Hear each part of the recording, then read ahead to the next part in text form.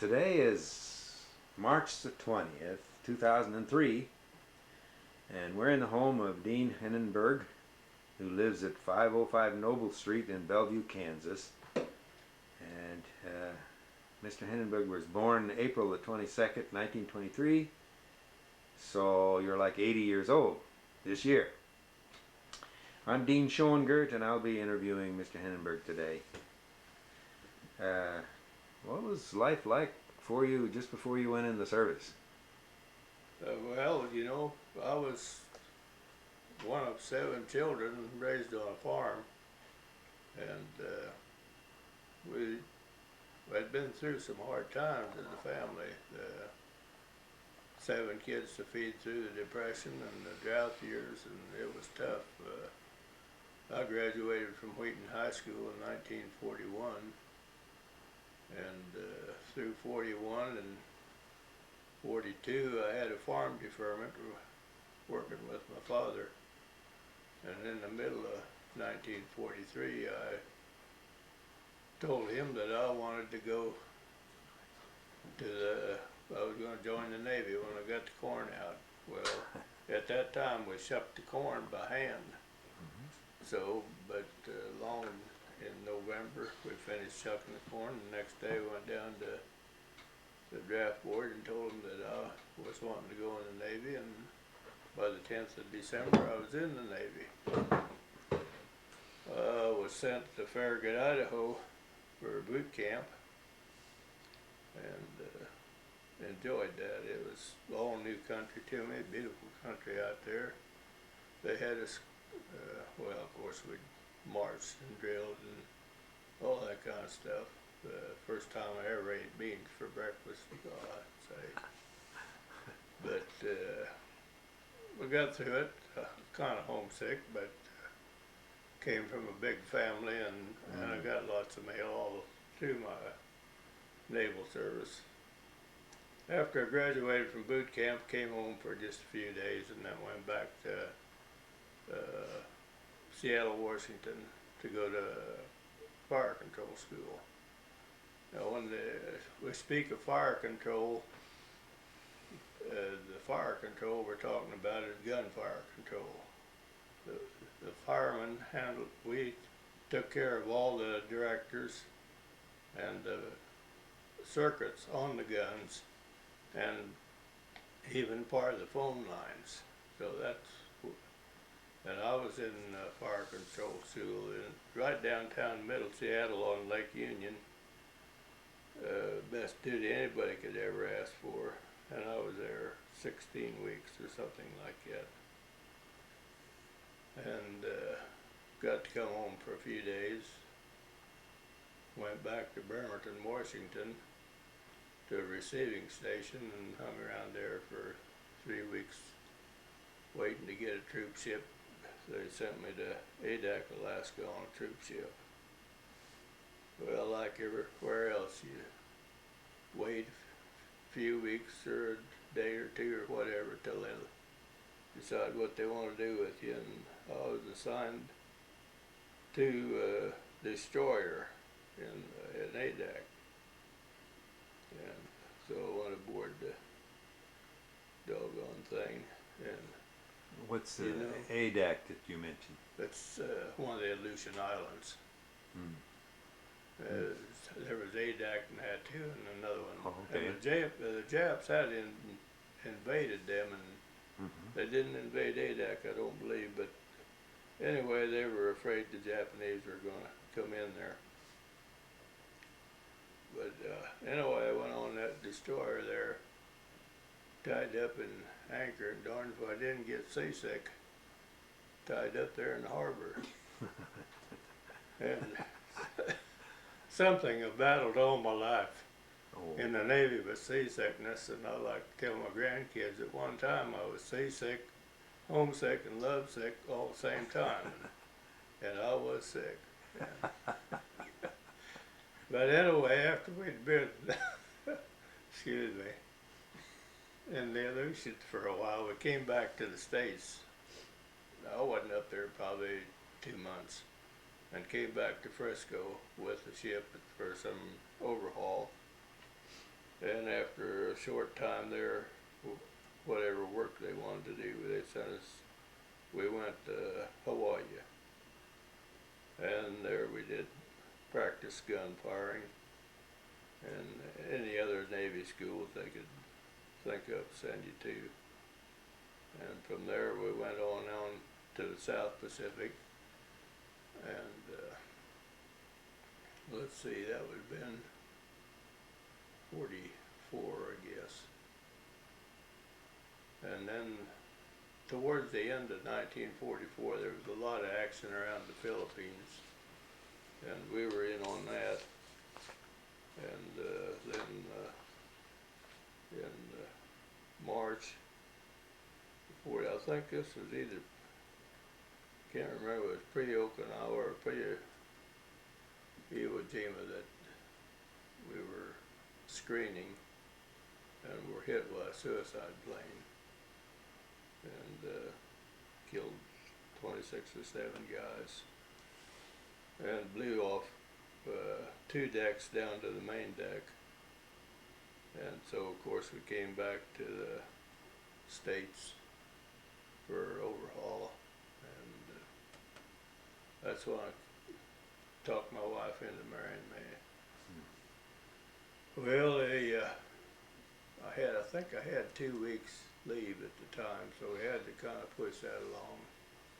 And then darn if they didn't cancel part of my leave. Well, my dad had been kind of laid up, his shoulder bothering him, so he put his arm in the sling, and we went to Wamego to see Neville Larson to see if he couldn't get my leave extended. He was worked with the Red Cross, and you know, by darn, he got me 4 more days, and well, that was fine. Of course, when I got back to the ship, I took all kinds of kidding about getting extra leave to plant corn. And this suicide hit, was that a complete surprise, or No, had we you were been shooting warned? at him.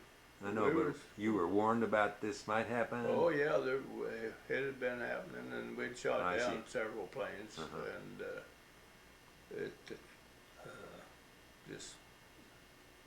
we just couldn't stop him. Was he coming in high or coming in low? It came in low. And well, that's the thing I remember about the Navy. You never got enough sleep. And when you're out in the forward areas, you were in general quarters at sunrise and sunset. Well, then you stood 4 hours watch every night. You stood 4 hours watch every day beyond that, and then tried to do your work. And for a country boy, I was used to going to bed at 8 o'clock and getting up at 5, but I didn't like interrupting my sleep. They still don't. So after you married, then you were back, and where did you go? We went back to the South Pacific, and it wasn't shortly then they dropped the atomic bomb, and the war was over. We were in and out of Tokyo Bay at the time the peace treaty was signed, and after the peace treaty was signed, our ship was chosen as one of, I think it was another destroyer that escorted the Missouri back to the East Coast for Navy Day. And I think the Missouri went to Philadelphia, and the Kimberly went to Wilmington, Delaware. And after that, we took the Kimberly back down to Charleston, South Carolina, and put it in mothballs there. And I was discharged, I think, in December. Well, I got home the day before Christmas. The Kimberly was used again during the Korean War, and then was refitted and sold to the Republic of China. It's still going.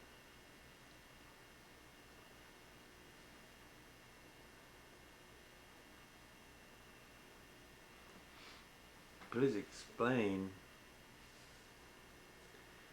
how your duty as fire control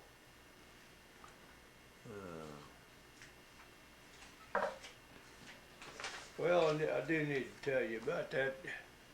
On the highest part of the ship, there was a rangefinder and a pointer and trainer that could swivel it around and aim it like a gun. But all of those readings went to a computer, what we called a computer, and it was as long as this table and about this high and about yay wide. And all those readings went into that computer, and then there was a gyro compass down there that sat there and spun like a top to take care of the roll and the pitch of the ship, and it went in there, and that's what aimed and directed all the 5-inch guns.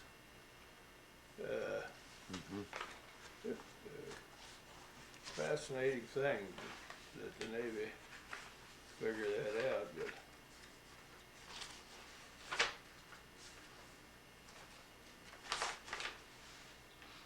so you were always checking the equipment, right. and then during firing you also had to observe the After we were hit, and we really didn't, I don't think we ever fired again at enemy. But we had dual 40 millimeters on, and after we were hit, when they came back to the States and refurnished it, they put on quad 40s. Well, they had a director up one deck above the quad 40s that we, the fire controlman, took care of it, and that was my station to handle that director. It had a radar sight in it, and you could track things, and then the gun was down below it, but it would follow that director. I used to enjoy the target practice, and it was fun, and the 5-inch shells, when they exploded up in the air for anti-aircraft, it was just a big old black puff of smoke, and you'd see a puff of smoke here and there. I enjoyed that. And the other thing I enjoyed about the Navy was when we'd track submarine, a little old ship, and it was classified as a small ship, had two 60,000 horsepower turbines in it, and it would fairly get out and go, and I enjoyed seeing the water boil up behind that thing.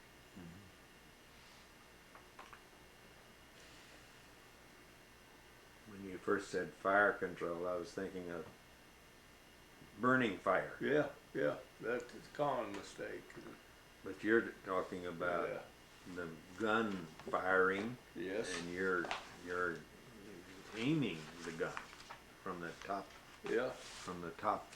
Here's where the fire controlmen. Let's get it here.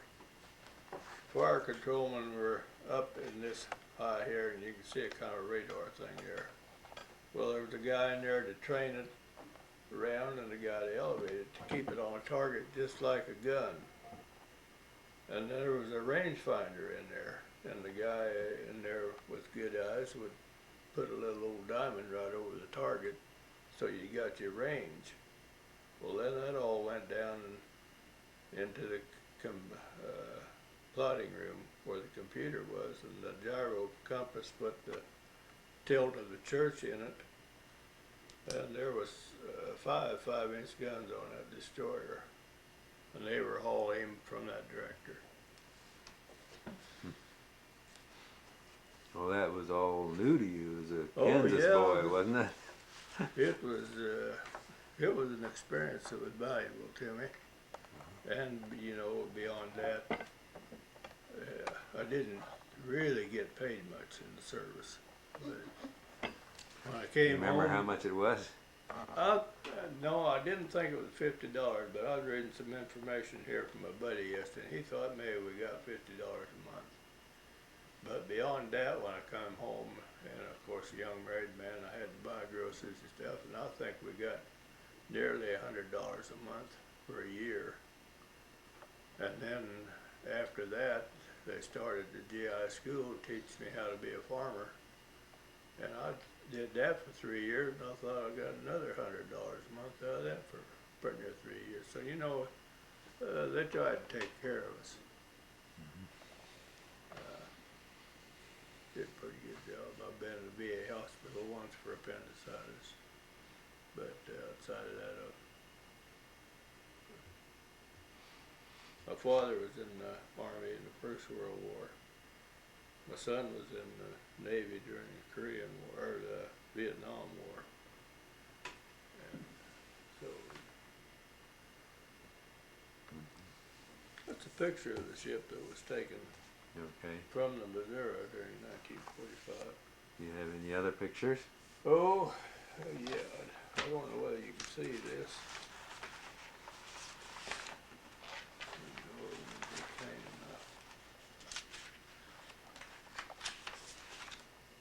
There's a picture of the gun crew that I was on the director and the gun crew was on That for one gun? yes, there's a quad 40 we call it, a 4-barrel 40 millimeter. Are you in that picture? Yes I am. About right, Right yeah. there in the middle, in the back row. My goodness, did you really develop a team feeling with your? Well, yes, the gunner's mate, Bradford, was close friends, and a lot of the other guys they were ammunition handlers and stuff like that, you know, to keep the gun firing. And one other thing I always had to smile about, after I was on that director, we always had an officer there, and we both wore a set of headphones like this. Well, I was old salt, and he was just the ensign, you know, come out of school. And I heard the same thing coming over the phone that he did. He'd keep hollering at me. He'd say, Henneberg, Henneberg, Henneberg, and I wasn't paying attention to him. I just ignored him. Pretty soon he pulled that earphone out about that far, said something to me, and then just let go of it. And I always remembered that. The next time he hollered at me, I paid attention.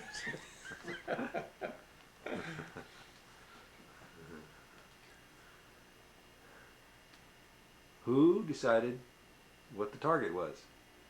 Well, you had a gunnery officer, and I suppose the captain, but the target, you know, we did some shore bombardment, and we also had an aircraft, and another time we run across a floating mine, and you know, you've seen the pictures of the mines, prongs sticking out here and here and here. And so they thought, well, when this really war was over almost, they decided to have that gun I was on shoot 40 millimeters at it. So I manned a 40 millimeter director, and we fired. We couldn't get her to go off. So they decided, well, they'll run by it, and they had these what they call K guns with little old depth charges in them, and they'd run by it and throw one of them out there. Couldn't get her to go off, so they finally decided, well, we'll just forget it, it's a dud. And there's an officer firing away up on a bridge with a 45. Darn if he didn't set that off. You know, he hit one of them prongs just right. Oh, I felt bad. I think I fired at it like that, and then he shoots it with a 45.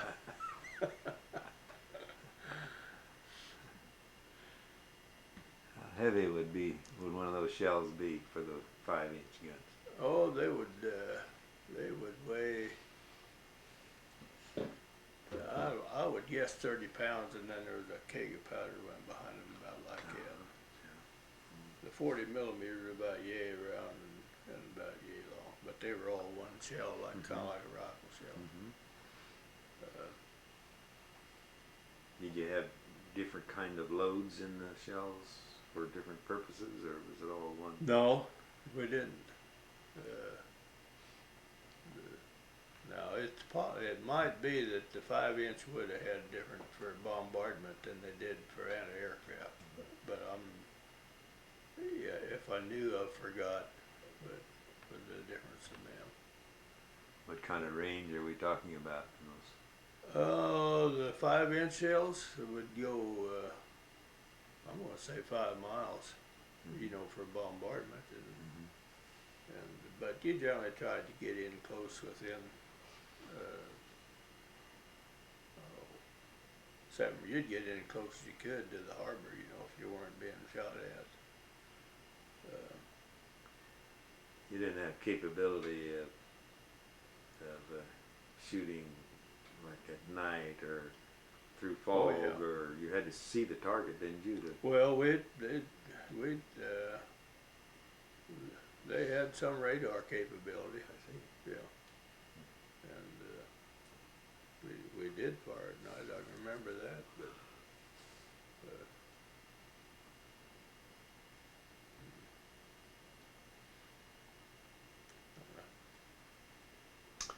Okay, what did you do when you got back? well, when I got back, when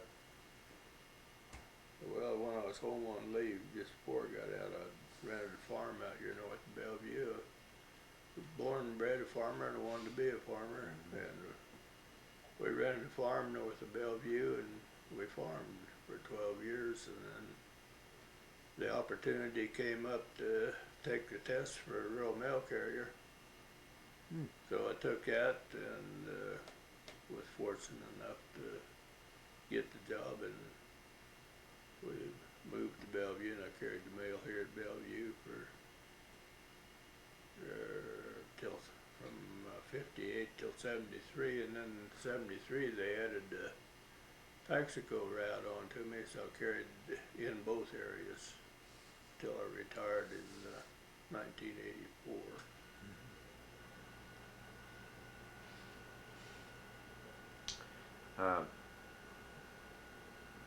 Where were you again when the war ended?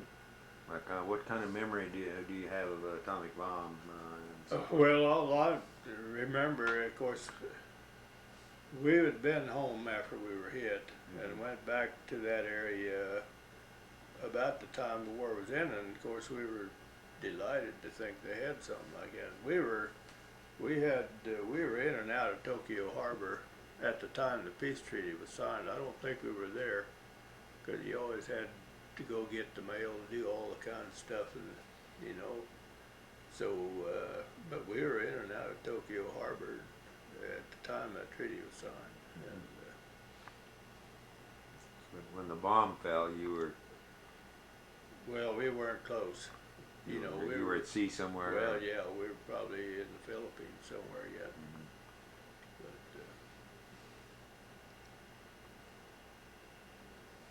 You got the news over the radio, or how? well, you get communiques from the fleet every day about. I see. I've got a small article here on the memorial service we had for the guys that were killed when. This was a kamikaze. Yeah.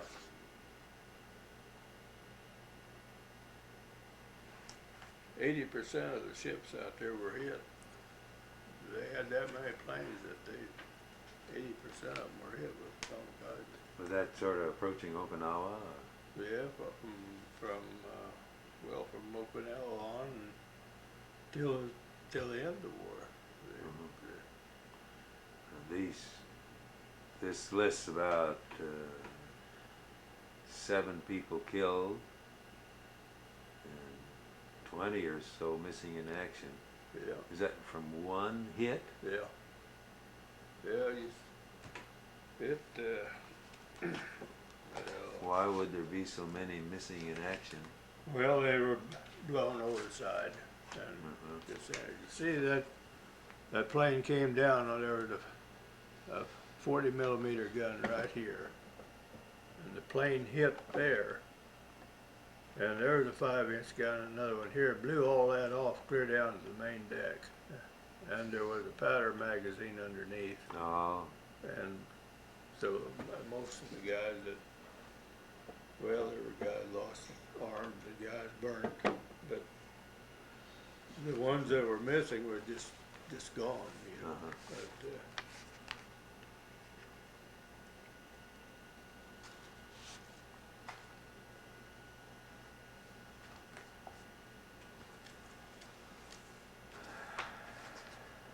you know, I think about those guys a lot.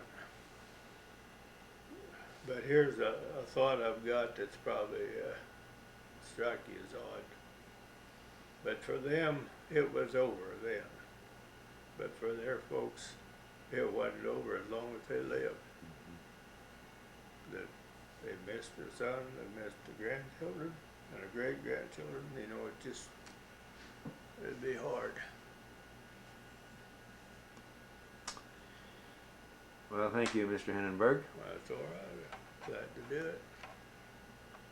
Appreciate your service to your country and after and during.